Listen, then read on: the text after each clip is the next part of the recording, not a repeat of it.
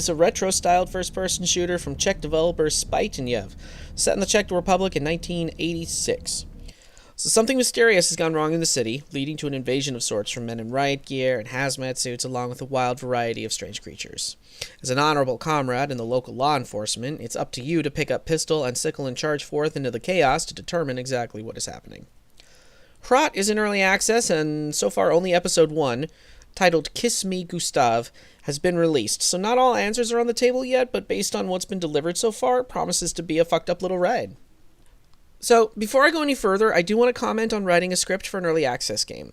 It's a bitch, and I would definitely wait for first impressions after the first update or patch to the game. I say that because I'm currently on my 6th draft of this script, reviewing Episode 1, and each one has been edited and or rewritten entirely based on the flurry of updates the game has seen in the month it's been out.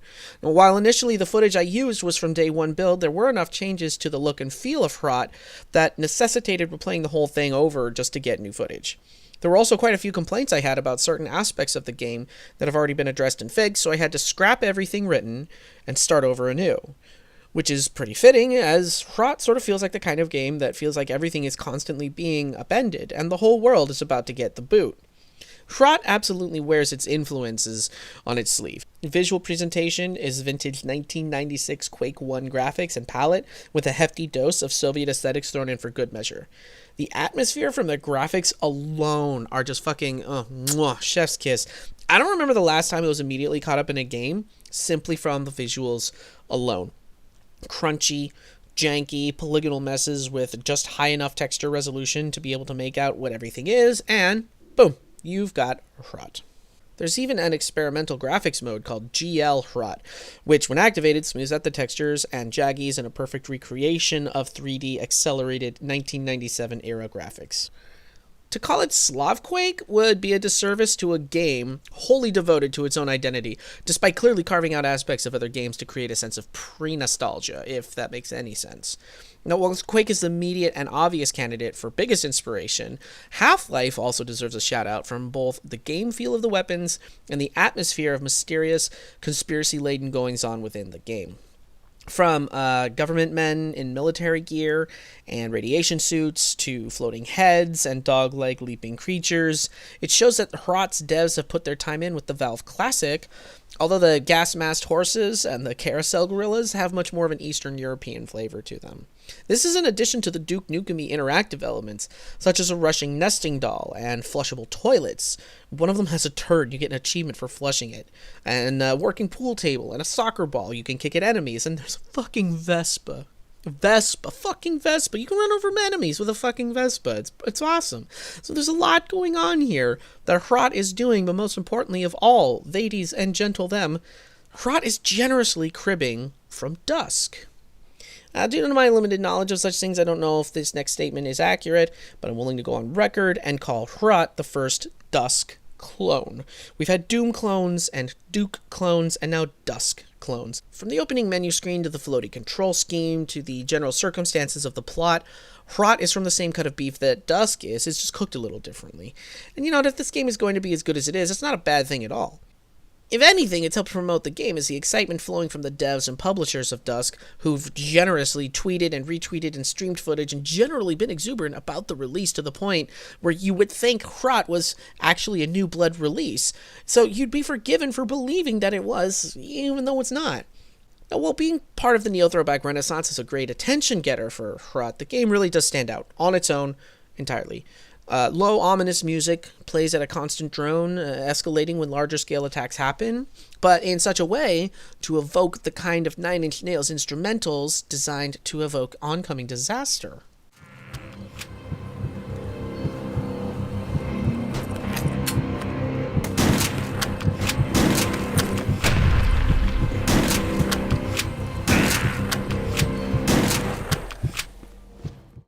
The brown palette of the game works really well for the setting, tossing in splashes of color designed to garner attention where needed, mixing in some reds and yellows and occasionally a blue hue or two.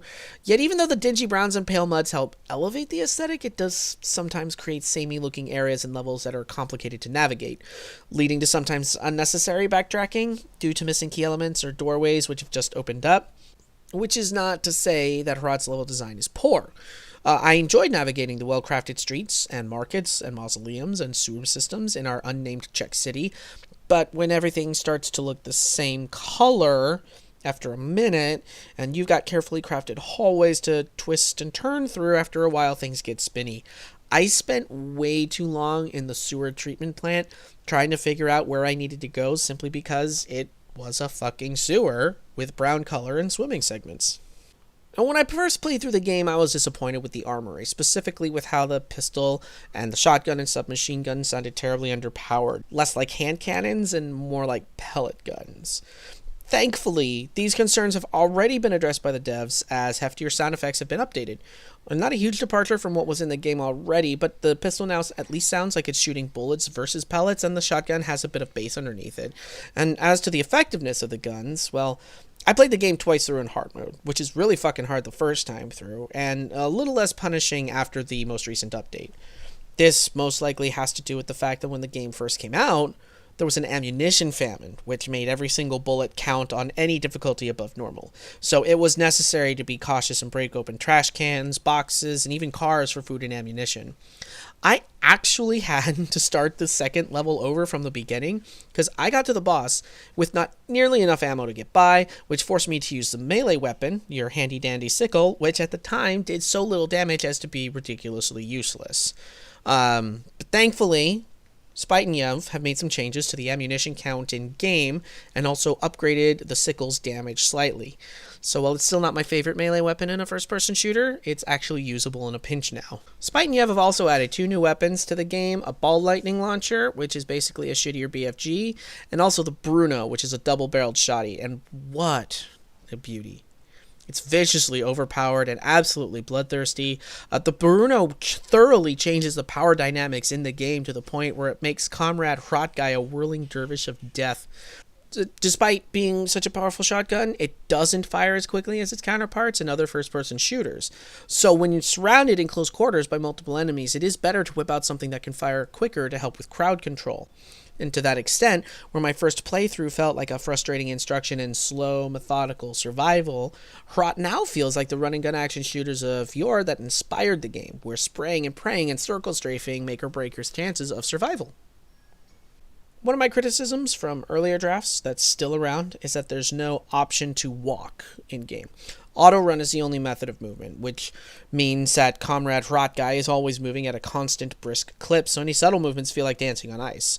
And I get it, the retro shooter aesthetic calls for a lot of running around and speedy shooting, but not having the option to press shift to walk, or even to turn off the auto run and use shift to run, which is what I prefer, it definitely made the first level or two a bit difficult to get used to. Now, by the third level, and most certainly through the second playthrough of the game, I'd gotten used to running all the time.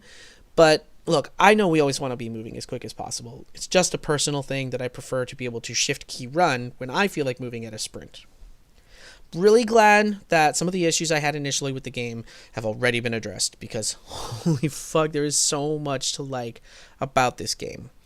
I don't love it yet, but it's the kind of game that I'd love to love. It's big, it's bold, it's weird, it's absolutely insane in sections, which for me personally helps that I have a sweet spot for Eastern Euro-themed horror sci-fi. Now, I'm a quarter Polish, so I have spent some time around some crazy Polacks, and I have seen some janky, weird Euro sci-fi from the Eastern Bloc, and HROT ticks all the boxes for me personally in this regard. It speeds forward with no regard for your understanding of the events transpiring, dropping one insanely twisted visual after another in front of you, and quietly moving onward with the unspoken agreement between player and developer that this is how things are, and as such, it is accepted. Now, I mentioned Half-Life before, but this thing also smacks of Stalker and X-Files, and also the Netflix show Dark. HROT does not concern itself with whether or not what is on display makes sense, but rather concerns itself with how it adds to the tension and terror of the atmosphere, which is what any good sci-fi horror of this kind should do. Moments did, in fact, terrify me, just as much as I was taken aback by how ludicrous the game is. And when the credits roll, there are no credits. There's a recipe for beef stroganoff. It is that fucking weird. I am so on board to see what episodes 2 and 3 will serve up next on its weird little fucked up platter. HROT, being in early access, is difficult to give a final score of in a review as things are constantly changing and this is not a complete package yet.